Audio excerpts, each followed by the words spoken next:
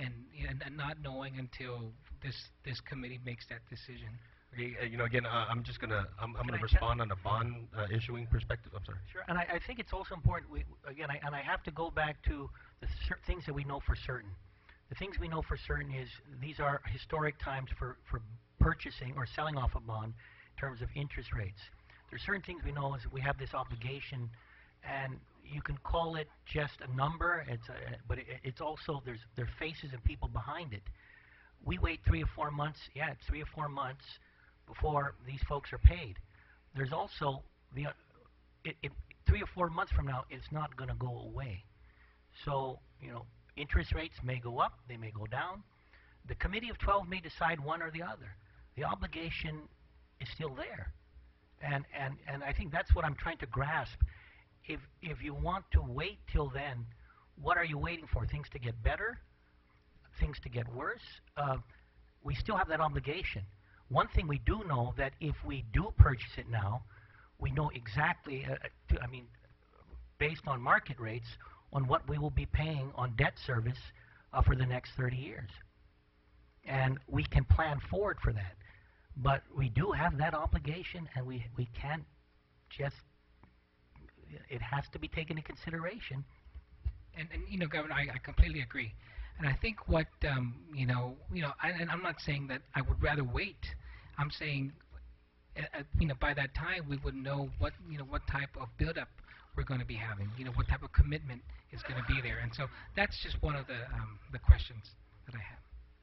Senator, the Committee of 12 might make the cost of borrowing go up, and what I want to say, that for certain there's the lawsuit, and we don't know what the Committee of 12 is going to do, but we have this lawsuit, and I keep stressing it, that it's looming over us, and it's certain, it's there.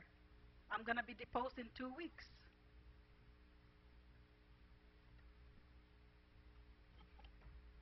Carl, in the presentations, I don't see what the interest rate is. On the earlier pieces that you had, the Barclays, yes, there was 5099, I mean 5099 or 5.50 was the conservative total interest but the one rate that you're quoting of the 25 million, yes, what is that at? 5.5. That's based on 5.5. The full debt service at 25.6 million. Those were the same numbers generated that we submitted to the SES. Okay, I'm just saying, I did some amortizations, and mine is showing that the 25 is at 6.2.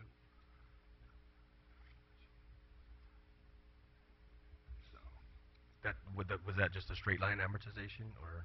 Yeah. Okay. Well.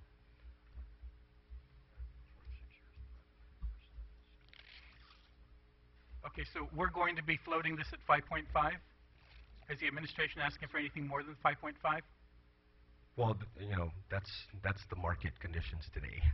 But the difference between 5.5 and the other percentage interest that I've heard floating around of 8 and 9% could mean an additional $6 million, right? In annual payments? 8 or 9% was... 8%, at least in mine, would be about $30 million a year. Okay, but I don't think we've ever presented anything. No, I understand that. Okay. So I just want, on the record, for you to say that you're only asking for 5.5. Well, we only ran the numbers at 5.5, and that was based on current market projections, and that's all we can do is project. Real quick, please, just on that, we've all kind of been respectful.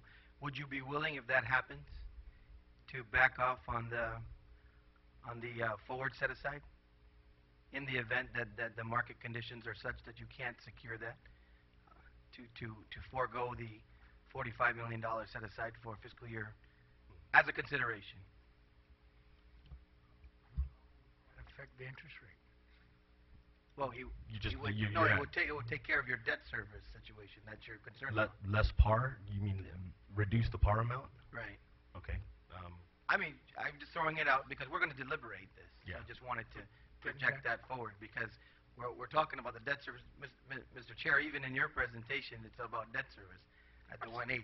So I'm just saying that if you didn't secure that rate, you could adjust your par amount backwards and still have to accommodate what we've projected in debt service in this presentation. Oh, yeah. No, Yeah. of course, you could always borrow less money. Sure. And But then that wouldn't that's solve the fine. problem 100%. But I think to answer We discussed Vice about set Speaker, aside, Mr. Chair, in all fairness. would we be willing to lock in at the 5.5? I mean, that I would be. I don't have that. I mean, I wouldn't want to lock into a 5.5 rate. Commit to a 5.5 rate. We don't know what the market's going to bear. Okay. Senator Rodriguez, are you done? Okay. Senator Guthertz. Thank you, Madam Speaker, and good evening, Governor, and Lieutenant Governor, and panel members. Appreciate you speaking with us tonight. Governor and panel members, and Lieutenant Governor, I want to deviate from the numbers, and I want to talk about the psychology of all of this. And with due respect, Governor, and I understand your role, and I understand the position you're in, but I think there's been some damage over the last few weeks in terms of the psyche of our people. With respect to some of the announcements that have been made by your office, particularly with reference to impending layoffs or layoffs and reductions in forces and things of that nature. And I'm trying to reconcile that with the floating of the SPON in order to pay the tax refunds. And people have asked me about it. We, of course, and you, I'm sure, received countless calls from employees in the public service, many in the classified service, the career service, the merit service. Very, very concerned. And I want to ask you, will this bond have any impact on not laying off these employees or reducing the ranks of the current workforce in the government? Senator Guthrie, that's a good question. And first of all, let me tell you, I know that. I feel one of the worst things to do is to let someone go. And I'm trying, and with this administration,